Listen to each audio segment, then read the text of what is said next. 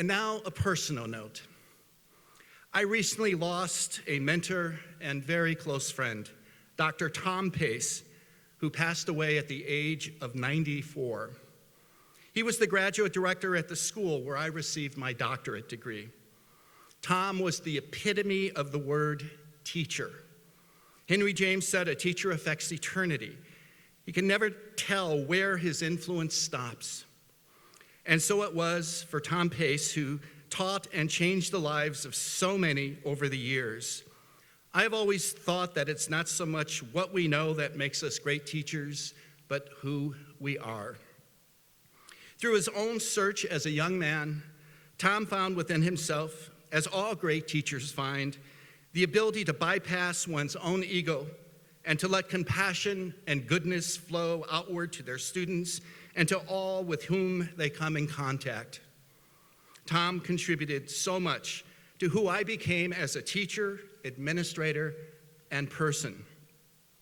But how does such self-knowledge come? For some, it starts as an itch that you can't quite scratch, or a thought that you can't quite remember. And it builds and builds and gnaws at you and drives you crazy until you do something like throw a book against the wall or some other final gesture of frustration. Some teachers will give up and find some other path. But for those of us who remain teachers, we have to keep at it until we can scratch that itch, until we can free our voice. This is how it was for me, anyway. I wanted to be a teacher and eventually a college administrator, but I first had to find myself and to be confident that the knowledge I gained and the person who I became was worthy to share. It is said that adversity introduces a person to him or herself. I sought out adversity in other places around the world and in various challenging experiences. You all know my story.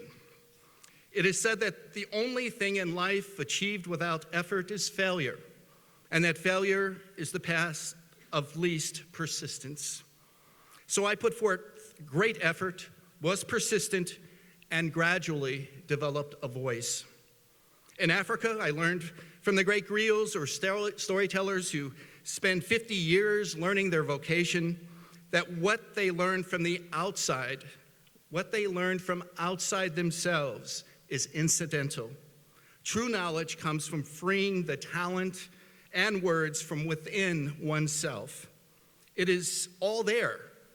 You just have to find it and let it flow. This is expressed in a wonderful poem by James Kirkup, who describes the work of a poet. It's entitled "The Poet." Each instant of his life a task. He never rests and works most when he appears to be doing nothing. The least of it is putting down in words what usually remains unwritten and unspoken, and would so often be much better left unsaid, for it is really the unspeakable that he must try to give an ordinary tongue to. And if by art and accident he utters the unutterable, then it must appear as natural as a breath, yet be an inspiration. And he must go the lonelier for his unwanted miracle, his singular way, a gentle lunatic at large in the societies of cross and reasonable men. As teachers, we too are poets.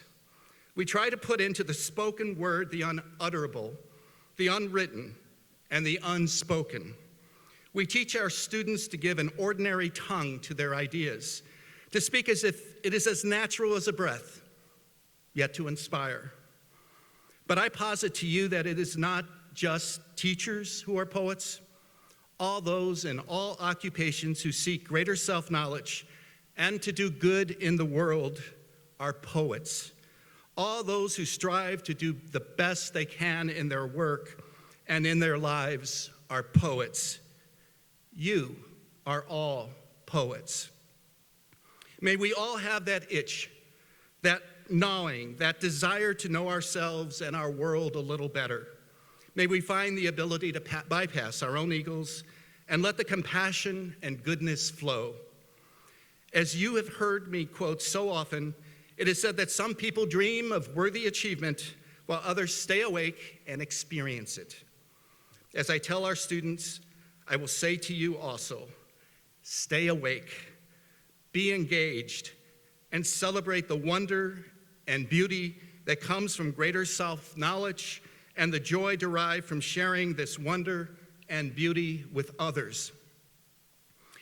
Being president of Kutztown University has been an amazing gift, a gift totally unexpected.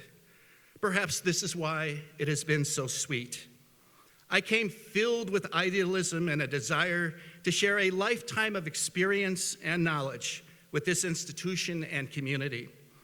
That idealism still stands strong, though tempered a bit through the harsh realities that we have suffered through, particularly in recent years. But I like to think that much good has been accomplished in the last 9 years. But there is a time for every season.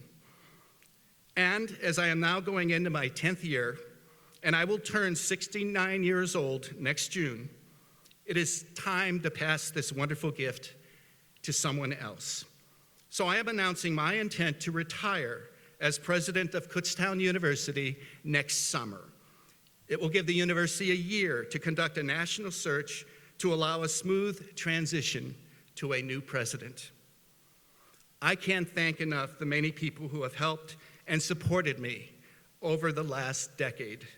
My vice presidents and other administrators and staff, my wonderful office team, our faculty, the chancellor and the state system personnel, my fellow presidents, our council of trustees and the board of governors, the mayor and local community members, the amazing and generous alumni and friends of the university, legislators and civic leaders, and our students. It has been all about the students. And my thanks to my wife and best friend, Anne Marie.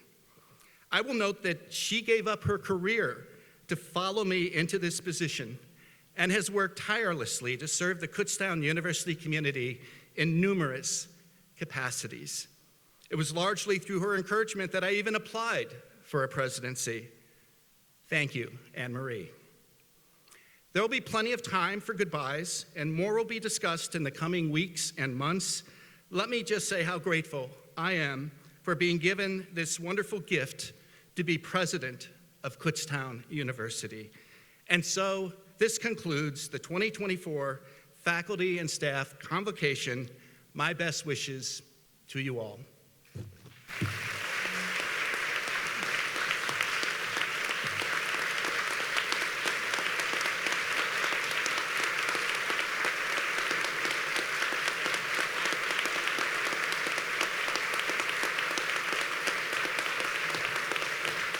You're all very kind. Thank you so much.